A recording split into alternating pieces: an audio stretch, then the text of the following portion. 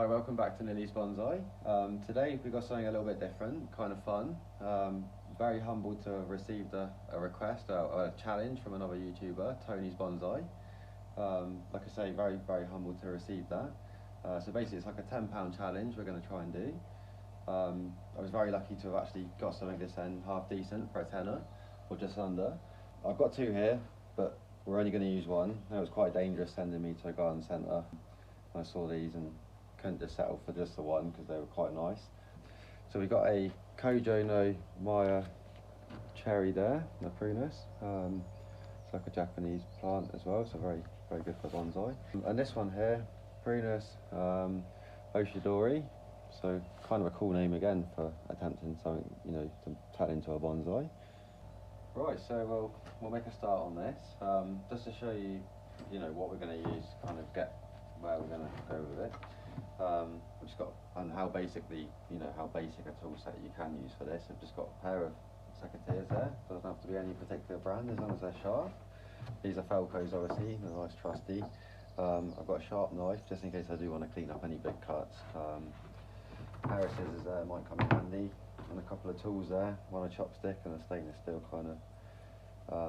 Well, you'd use a soil rake normally, but you know, we'll just call this a dibber or a pricker out. Now, because it's obviously in leaf now and fully active, I'm not going to go too mad on the roots. Just want to kind of see where the roots start. So I haven't had a look in there at all yet. And just before we do go trashing this too much, I'll just show you nice flowers. They're just coming to the end now. Look at those flowers.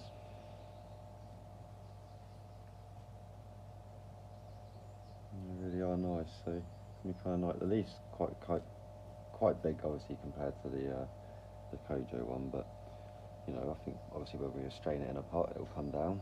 So let's just see where these roots begin. And just work out in a circle. Like I say, this time of year now, we don't want to get too involved in this. We just want to establish where things begin.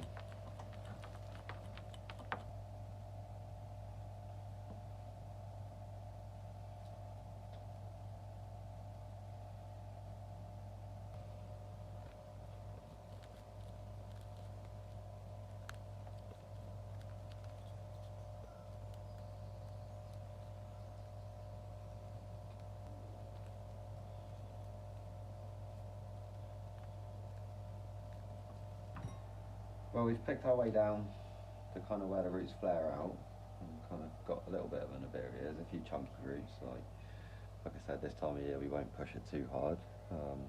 We're just going to trim back obviously anything that's going the wrong way, like this one here, crossing, you know, clean this back a little bit further, and then I think really with the angle I can see here, when these clean back a little bit further, I think we'll then be able to get it right for kind of an upright and formal tree. You might have been able to do a kind of broom style out of this as well. I'm not really that keen on this, and I feel like this will cause a bit of inverse taper here with this chunky one, so we can nip that in the bud now, get that to heal hopefully, and the big cuts would be at the back as well, which will be handy. So I think we'll try and treat that as the front with that kind of angle. We'll clean these up and then we'll see where we go next.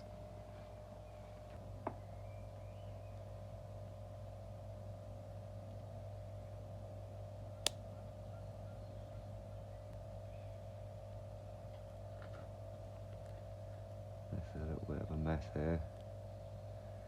We'll just come to the top. Got twisted up, but we'll clean it up for now. And like I say, in spring next year, maybe we'll go a little bit further. Anything going in a radial direction outwards, you know, and it's not too high, we can preserve and give it a go. See how it comes right across and into there.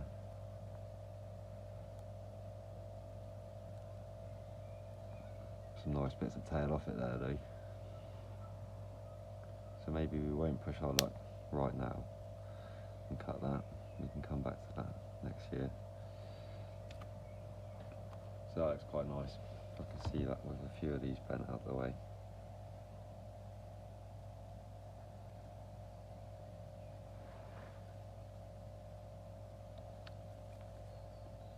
This one has some roots going down as well, so this can come off. It's nice and out the way as well. A little bit tailing backwards, no good. So we get a piece of wire and we'll pull that one down, because there's not much there, so like I say, I'd like to keep that. That one will bend out the way. And then there we go, it's not a bad idea. We got lucky there, I will say. And I think that allows us to have our planting angle. In fact, we won't really have to wire that one down much. So that's good. So now we're happy with the root plane, kind of, you know, position of the tree, what we're going to call the front. Whether that's everyone's choice, I think I'm going to go with that. I want to try and make that style. We haven't took much off, so that's a good start as well. Obviously this time of year, like I say, we're being cautious. I normally get a bit carried away with this part.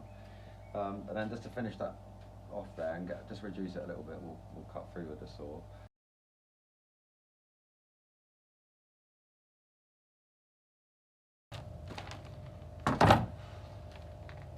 One big root there, really nothing too major. So we won't, like I said, I'm not going to get too involved in that now. We'll come back to this in spring, or just before really spring breaks out.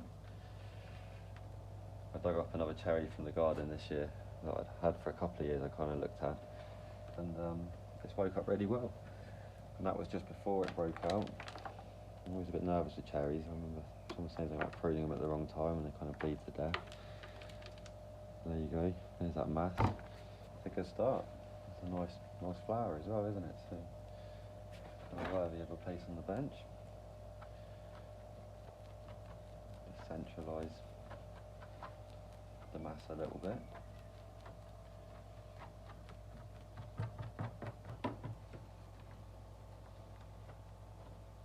Let's rough that out. I'm going no further with it. Right, we're just going to get it potted up now quickly, because I don't want to, well, roughly potted up at least.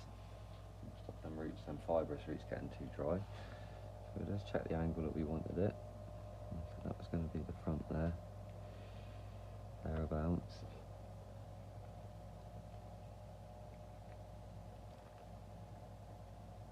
So I just want to tip it up a little bit. And that does come towards you as well. So I'll just put a little bit more soil under there. I've got some crocks, some broken terracotta pot in there. And I'm just using some good quality compost, sharp sand and some grit. Nothing, no bonsai mix for this, just want to now kind of bulk it up. I'm using a slightly larger pot as well than what it came in, obviously, because I want to encourage some new roots and not have that kind of mess to work with. So while we're in this kind of development stage, I'm going to give it a bit more room to grow. I'm going to sink it down a little bit. Actually, let me just try and let's get that angle we want. Now I have got some little bent up pieces of wire like I've used in previous videos. And because we've got some undisturbed root ball there, these are going to work really well. Just to hold roots down and out of the way. Keep them going in the right direction. And those will pull down with the weight of the soil going, you know, issue there. I'm just going to tie this in roughly into this plastic pot because, again, we've mucked around with the roots and it's getting late on now, so I want to give it, again, the easiest, best possible start.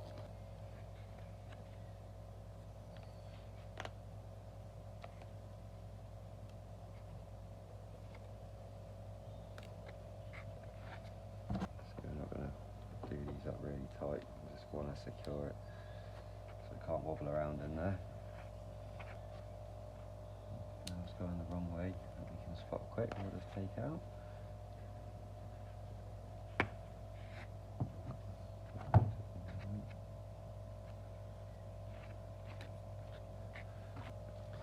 So if we want to come off with this as a new leader, we could, or that as a new leader. There's still a few options there. I'm just backfilling this now.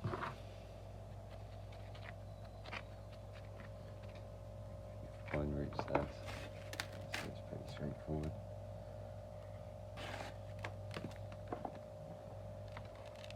Kind of nice that we got a relatively good root flare to start with there, with this firm those in there on the edges.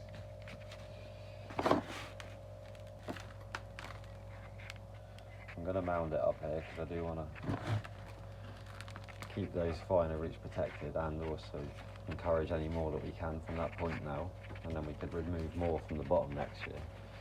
Probably be the nicest way to go with it. Right, well, it's all potted up. Like I say, I'll get on with some pruning now. Now it's going to seem really drastic, I know, because there's nice pretty flowers there, but they are coming to their end. And like I say, I don't want a broom style, or I do feel like that will cause an inverse taper, and I don't want to use that part because this part's already tapering. And if I did even get a bud here, I could come off with another leader, but I'm going to keep this as a leader area for now. We'll just try and take that one off as clean as possible. I won't go in too close. That's probably as close as I want to take that. So there's a big piece off there. If these don't bleed too much, then I'm going to try and seal it up with some sealant. Now I need to get some bonsai tools sooner or later, because secateurs, as great as they are, they always crush one side of the cut, and it's never a satisfying clean cut. Maybe bonsai tools will provide that. I'm just going to nibble this back, because as we made a big cut, I'd rather it just start healing where I want it to, and I haven't got a delicate little bud beside it, so I'm sure that will be fine. So I'll just clean that up a little bit. Like I say, we'll give that a few minutes. If it doesn't bleed out massively, then we'll put a sealer over it. We can maybe, if we had to, like I say, we can clean it up further when the plant's more established, but I think because we're going to grow this on a little bit, that will hide quite nicely. So that's the bit I'm aiming for now. Now this one here, I'm going to take this off, and I'm going to take it off clean again, because it's already getting too big for this kind of design. So I'll remove that as well. These here are going to go. Like that. Crush that one. I think these are half dead, to be fair, these little bottom branches. But they were stored on the benches in the garden centre. They've obviously been starved of light. Kind of given up, but I'm sure new buds will pop out from everywhere. So I'm just going to quickly clean that cut as well there. I'm going to seal these straight up because we've pruned the roots and we've cut big bits off them.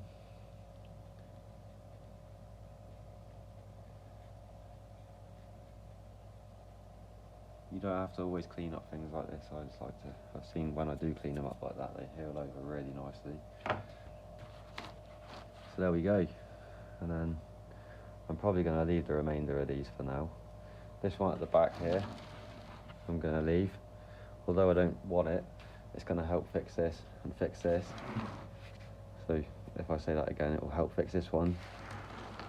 And then this one we cut at the back here, because if I cut both of them, there'll be a lot of dead areas, so I think we'll keep that for now, let it pull a little bit more, and it will help kind of fix that.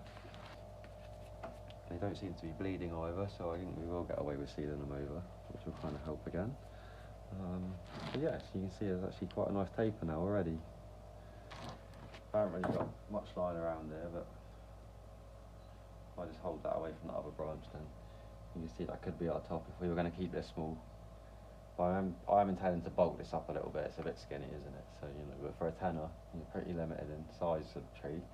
But we'll let this progress and see how it goes. And I'm quite happy with that as it is for now. Like I say, we won't wire around these just yet. They're not uncontrollable. I'll let the tree kind of recover. But if you can imagine, you could bend these if you wanted to and start. I feel like they're going to take from the trunk line though, so I'll tell you what, we'll take that one off for now. That's it's not the best angle, that one, so it comes with inside the bend as well, so probably I'll tell you what, we'll get rid of it. Like I say, it's not an overall finished bonsai, but something on its way at least. And I want to do it this properly instead of sticking it in a small pot, bending it around and calling it done. I just want to bulk that up a little bit. I'm going to seal these cuts now. I'm not that familiar with the species, so whether that's the right or wrong thing to do, someone will probably tell me. But I feel it's the right thing to do. I want these to heal, and I'm not anywhere near a finished bonsai, so I'm not worried about a bit of sealant needing to slowly fade away. The one I've got there is just Bayer Garden Arbortex Heal and Seal. Pretty good stuff, this, to be fair. It's not like the putty that you get ready for bonsai, but if used modestly, it's good stuff, really. You can put a really thin coat on, it just does the job, and it just tends to fade away with time. So I just use a little bit on the end of a stick, kind of rub it in. And you kind of use this stuff like you're buttering a piece of toast or whatever. Work until the edge is flat. You don't tend to rub it all over the trunk and make a mess, so we just really want to concentrate on sealing that round that cambium edge. We can get that to start pulling straight back over there. That'll be great. And I see, just on that one little stickful there, you see, probably enough to do the other one under there, which we're just doing as kind of precaution. I want it to heal quickly. We're going to take another branch off there. If not, we might take this lower at some point, but let's protect what we've got for now, and we're trying to bulk this tree up a little bit, but shape it as we go so we haven't got to bend crazy branches at the end and deal with big wounds. Well, there we are. There's our entry for Tony's Bonsai Challenge. Like I say, if you haven't check out Tony's Bonsai and have a little nosy. I don't know quite what he'll put out, but there's our attempt for now anyway. Like I say, this one isn't a completed bonsai. It's more about just getting it on the journey to being a good bonsai. I kind of like the shape we've got there, so if we can bulk it up, like I said, maybe we cut it back a bit further at some point. But yeah, there's our attempt. Well, thanks for watching. Really enjoyed that one. I hope you did too. If you could like and subscribe, that'd be great, and if you could join us again soon.